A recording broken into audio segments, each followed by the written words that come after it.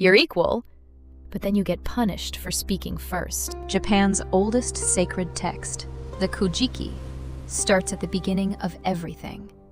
Before land existed, before gods had names. Two figures are sent to create the world, Izanagi and Izanami.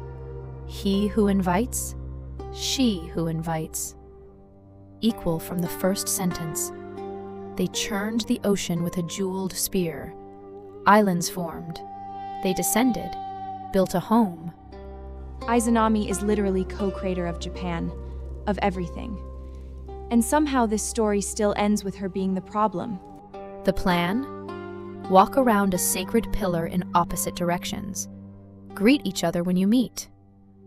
Izanami saw him first, spoke first. What a beautiful youth. Izanagi's response? Word for word in the actual text. It was not well that the woman should speak first. She greeted the man she was about to build the world with. That was already wrong. Their first children were born wrong, set adrift, and the gods ran a divination to assign fault. You already know who they blamed. She burned alive, creating their last child. His first words when he found her? The work isn't done. Izanami spoke first. The gods ran a divination. Verdict? Her fault. They repeated the ritual. Her silence fixed it. Together they built Japan. Islands, rivers, dozens of gods.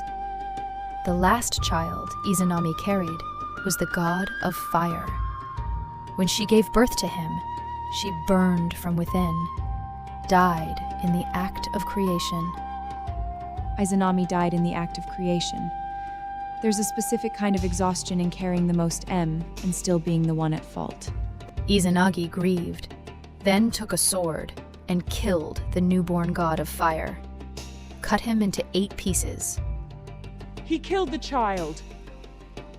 The child born from the woman he supposedly loved. Izanami is the monster in this story. Then descended into Yomi, the realm of the dead. His first words at the gate weren't, "I missed you," or "I need you back." The lands we were making are still incomplete. They say Izanagi went there from love. Read that line again. The lands are incomplete. That was his first sentence to his dead wife. She asked him for one thing. He couldn't do it. Izanami was trying to find a way back.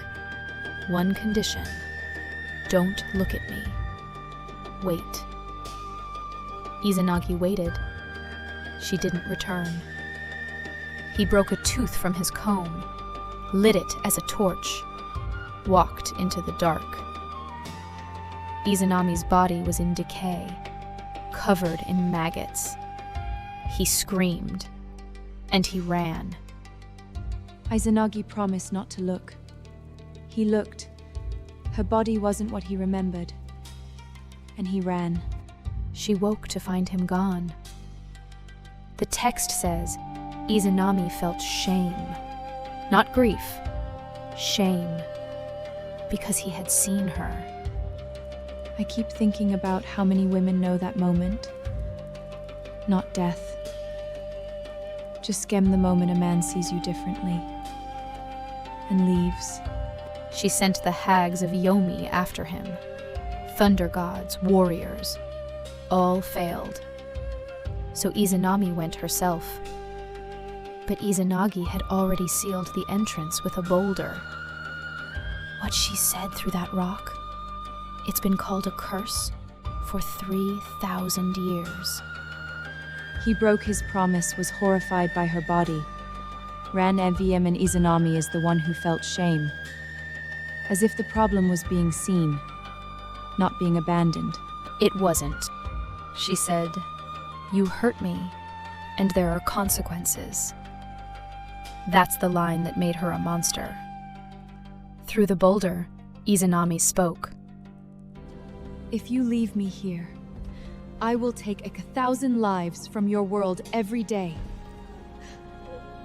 That one sentence made Izanami the goddess of death, the threat, the darkness.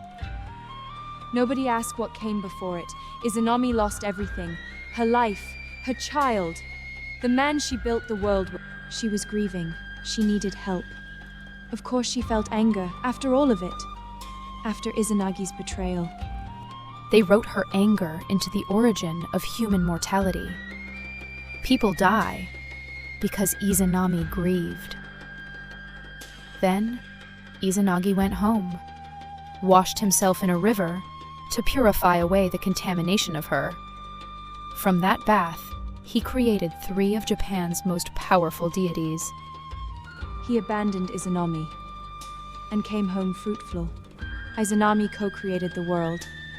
She built the islands of Japan from nothing. And what do we remember her as? The goddess of death, the monster behind the rock. The story needed a reason for death. They used her, not her rage, not even her grief, just her existence after he left. Wanted while beautiful, needed while creating. The moment she changed, they sealed her underground. Co-creator of the world, blamed for speaking, killed by their shared work, abandoned in the dark.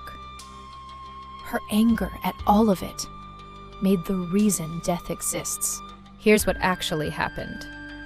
Izanagi broke his promise, saw her changed body, ran, sealed the door behind him. And Izanami felt shame. Not at him, at herself, for being seen. That's not a curse. That's the only honest sentence in the story. This has a cost. And they made it the reason death exists. You know that feeling too. Needed while creating. Wanted while convenient. Not the dramatic version, just the quiet fear that if he really saw you, he'd leave. After illness, after birth, after something broke in you that didn't fully heal. Izanagi did leave. Killed a child, broke a promise, abandoned Izanami. And history called him the grieving husband. They sealed her underground. Izanami wasn't afraid of being a monster. She was afraid of exactly what happened. Izanami wasn't a monster. She was a woman in grief, who got sealed away for it. This is Hear Us Now. And today, we hear her.